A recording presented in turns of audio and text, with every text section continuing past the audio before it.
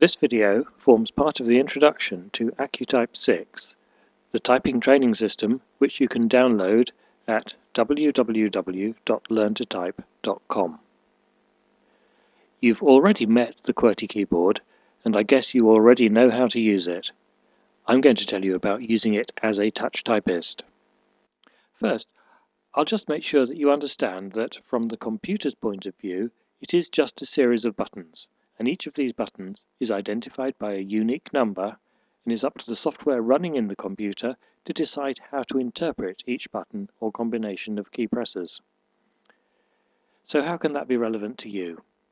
Well, say you visit France and you use an internet cafe to deal with your emails, you'll soon notice that the letters on the keyboard aren't all in the positions you're used to. But that doesn't matter, so long as someone has set the computer's keyboard language to your language before you start. The computer will then behave as if the keyboard is the same layout as your keyboard at home. The symbols printed on the keys simply don't matter, and the computer can't see them. You're more likely to meet differences between USA and UK keyboards. Fortunately, it's just a few characters that you find in different positions, such as the double quote, the @ sign, and the hash, for example. Again, the writing on the keycap doesn't necessarily show the character that the key produces. That's down to the keyboard settings in your computer. As a touch typist, you'll never look at the keycaps anyway, so using foreign keyboards is going to be easy for you. In touch typing, you move your hands by feel, not by sight.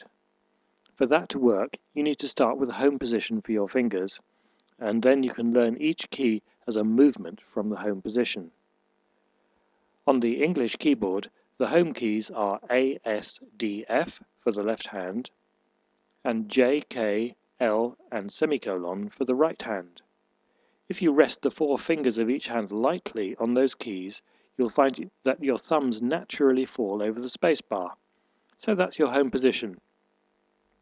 To make it easy to return to the home position without looking, after taking your hands off the keyboard, there are tactile features on the index finger keys F and J. Get used to feeling for those, and you'll never start in the wrong place. Many people who've learnt to touch type in the past have only mastered the letters.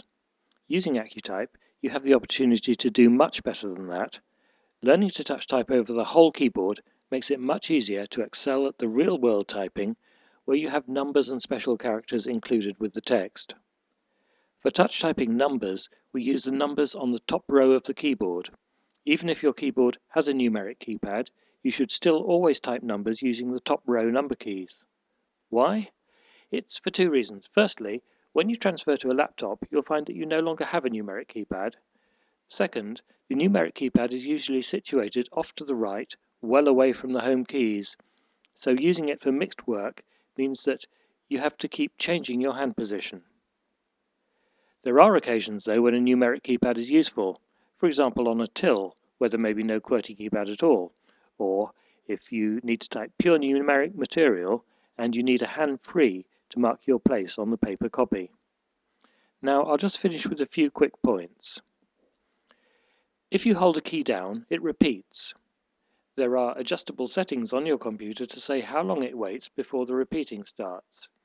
If you find unintentional repeats happening, just go into your control panel and make the adjustment. There are two shift keys. When you learn to use them in touch typing, you always use the little finger of the opposite hand to the hand that presses the letter. So for Shift F, you use the right shift key because F is covered by your left hand. That way you don't end up trying to do impossible stretches with a single hand. Caps Lock is a switch. Press once to make all letters capitals, and again to switch back to lowercase. It doesn't affect the top line numeric keys though.